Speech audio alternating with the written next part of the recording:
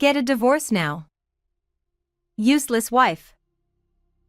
While shopping, I received an email from my mother-in-law, and I widened my eyes in shock. It had been a year since I got married to my husband. Complaints about housework, not spending weekends at home. Recently, our arguments had increased, which was troubling me. This was the last straw. However, I wasn't surprised by the insults in the message. Who is this? Because right next to me, the mother-in-law who should have sent the email was tilting her head in confusion. I married my husband Lennon, who is 2 years older, when I was 28. Both of us worked, leading busy lives. But I wasn't dissatisfied with that lifestyle. Because my husband made efforts to keep our relationship strong. The mother-in-law, who lived alone nearby, was a bit difficult and not very talkative. So, my husband didn't force us to meet often. Blair, you don't have to force yourself to get along with my mom. Everyone has their own comfortable distance with others. I felt loved by his consideration. However, after a certain point, our everyday life started to crumble. Has the quality of your cooking dropped again? What? I don't think so. Was it not tasty? The flavor is bland. And the house isn't cleaned properly, there's dust in front of the TV. Aren't you slacking off recently? One day, while eating dinner, Lennon sneered at me, and I bit my lip. Despite being kind when we were dating, a year after our marriage, he started treating me coldly. Although we shared household chores, I found myself doing everything. Yet, he constantly complained and sometimes ignored me. At first, I thought he was just in a bad mood, but as the days went by, I began to worry. Did I do something to Lennon? However, I couldn't think of any reason, no matter how much I pondered. When I subtly asked him, he would just say, "Nothing," and give a curt reply. Eventually, he seemed annoyed with my attempts to discuss things. He stopped staying home on weekends and actively avoided me. Why did it turn out like this? Even if I had done something wrong, without knowing the cause, I couldn't improve anything. Desperately, an idea came to my mind. Maybe I should talk to his mother this Sunday. Since we met through a dinner party, we unfortunately didn't have mutual friends. So, the only person who knew him better than I did was his mother. Although I hadn't told my husband, I was actually on good terms with his mother. Initially, I found her blunt manner off-putting, but that perception changed one day. About 6 months after our marriage, she visited our house for some reason and forgot her handkerchief. When I brought it to her, she noticed the keychain on my phone and widened her eyes slightly. Oh. That. Do you know this group? When I asked in surprise, she blushed and nodded shyly. It turned out she was a fan of the idol group I had loved and supported for years. I can't believe you like them too, Blair. But it's embarrassing, so please don't tell my son. Gone was the impression of a taciturn and cool person. She now looked embarrassed but smiling. I instantly became fond of my mother-in-law. From then on, we went shopping for idol merchandise and attended concerts together, deepening our bond. I believed she would listen to my concerns sincerely. But complaining about her own son. She wouldn't want to hear that. Worried about being rude, I hesitated to consult her about my husband. But as I struggled alone, things escalated. One evening at dinner, he glanced at the meal I made and said, "Sigh. Another lazy meal." Ha! If you don't like it, don't eat. I'm trying my best to cook while working.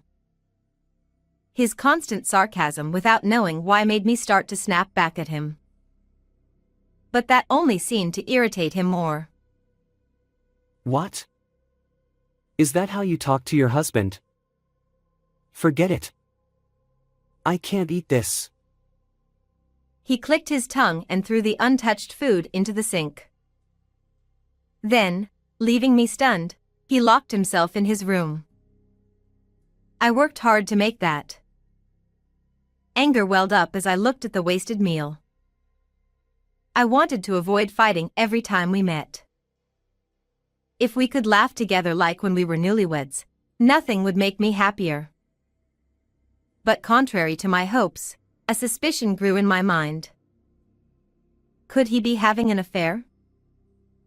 Recently, his overtime, business trips, and outings increased, and sometimes he came home smelling of women's perfume. If there's another woman and he's serious about her. Trapped by my thoughts, I couldn't shake the bad feeling. Soon, my suspicion turned into certainty. One day, while shopping for concert merchandise with my mother-in-law, I received a message. Thinking it was work-related, I checked my phone after excusing myself to her.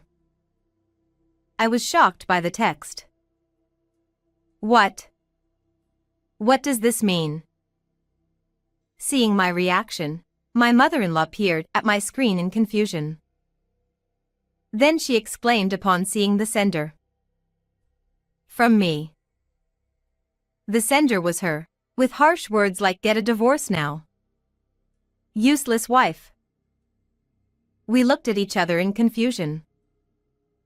The sender was listed as my mother-in-law, but she was standing next to me, so it was obviously someone else. And it turned out, she had lost her phone a few days ago. I wasn't too worried and planned to look for it later, but who could this be? Maybe. Seeing her puzzled expression, I spoke up. I think I might know who the sender is. Her attentive gaze made me decide to share something. Listening quietly and seriously, her face was solemn. But after I finished, she smiled mischievously. Let's pretend we don't know anything and reply according to my suggestion. She proposed a plan. A few weeks later, I stood in front of my house with her. I hadn't been home for a week. After that incident, I had been staying at her place for a reason. Blair, let's go in now. Nodding at her signal, I held a running video camera in my right hand. We entered the house. At that moment, I was burning with anger. The mysterious email had made all of my husband's previously confusing actions clear. Oh. Where are they?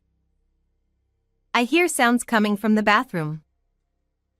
My mother-in-law, who had been looking around the empty living room, took my hand and headed straight for the bathroom. Gathering my resolve, I opened the door to the changing area, and from the other side of the door leading to the bathtub, I could hear the cheerful voices of a man and a woman. My mother-in-law sighed deeply, oblivious to our presence, and I grinned beside her. I have an idea. Then I whispered to her and hooked a tension rod I found nearby onto the door. After confirming that the two inside couldn't get out, I set up the video camera and took a deep breath. You really were cheating on me, weren't you? Startled by my sudden shout, the voices inside immediately stopped. A shadow, which seemed to be my husband, approached the semi-transparent bathroom door. Wah. What? That voice is... Blair? What the hell is this?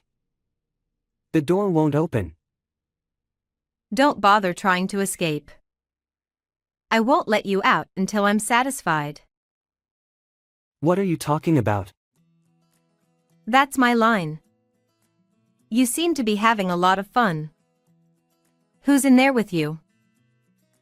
From the other side of the door, I could hear my husband's sharp intake of breath.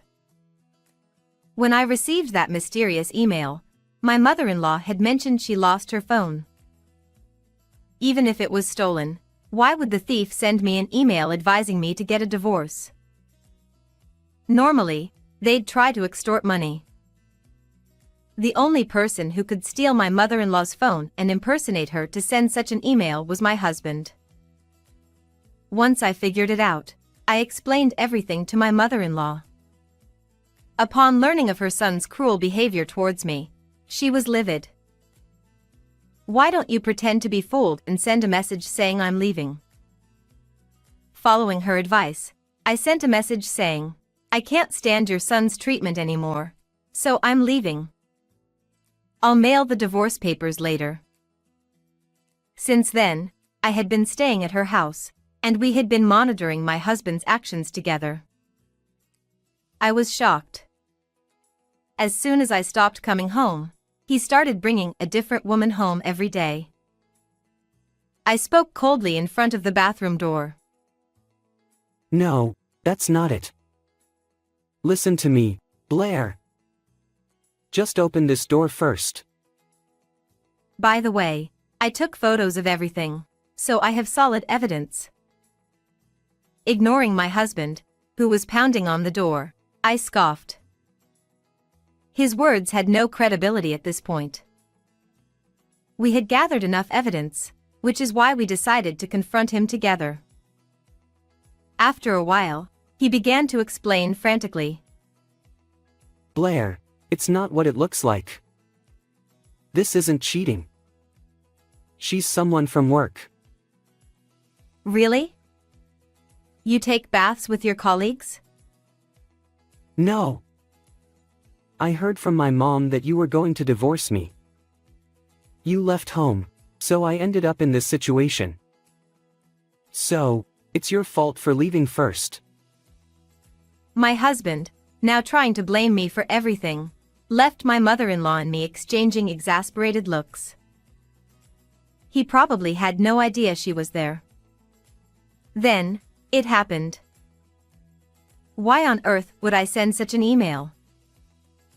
Suddenly, my mother-in-law flung the bathroom door open and stood imposingly in front of them.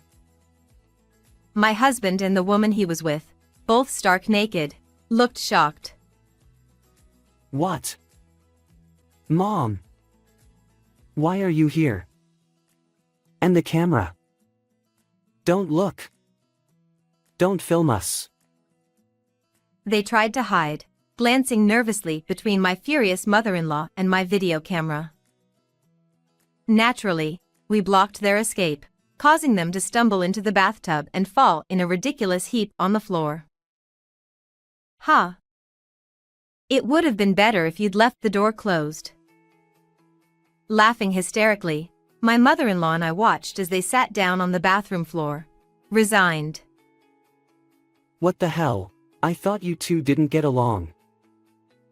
The reason he thought he could trick me with a fake email from my mother-in-law was because he assumed I hated her. After we finished laughing, she looked down at them sternly. You didn't know, but Blair and I are on good terms. Now, unless you tell us everything about your relationship, you two are staying put. The two, naked and clearly scared by her intimidation, started to explain. I was cheating. She's someone who transferred to our company. As I suspected, he fell for this woman and wanted to marry her after divorcing me. But not wanting to pay alimony, he tried to make me initiate the divorce by treating me coldly. When I didn't ask for a divorce quickly enough, he changed tactics, trying to drive a wedge between me and my mother-in-law. I stole the phone when we visited home. Then I sent you that email, Blair. Looking back and forth between my husband, who hung his head, and the woman, who looked equally uneasy, I sighed deeply. I had tried to repair our marriage despite his behavior, but seeing him like this, my affection was completely extinguished. I'll give you the divorce you want, but be ready for alimony. My husband and the woman turned pale at my words, not comprehending the situation. What? No way. I'll apologize, so please spare me the alimony. I beg you. Desperate to save his own skin, he knelt on the floor. The woman also pleaded with a pale face, "I'm sorry." However, their shallow apologies only fueled my anger. Oh. Seems like you haven't learned your lesson yet. Then stay there a bit longer. With that, I locked them in the bathroom again. My mother-in-law and I left them crying and screaming as we moved to the spacious living room to discuss the divorce. Eventually, I divorced my husband. With the solid evidence we had, I was able to claim $20,000 each from my husband and his affair partner. Their misfortune didn't end there. Rumors of our divorce spread through their company, and their affair became widely known. Unable to endure the judgmental stares, they both resigned. Losing their jobs caused financial instability, leading to frequent fights and eventually their breakup. Meanwhile, I continue to maintain a close relationship with my mother-in-law, who severed ties with her son. We even have plans to attend an idol group concert together this weekend. As hobby buddies, I look forward to a fun-filled life with her. How did you like this story? Please subscribe to my channel. See you in the next video.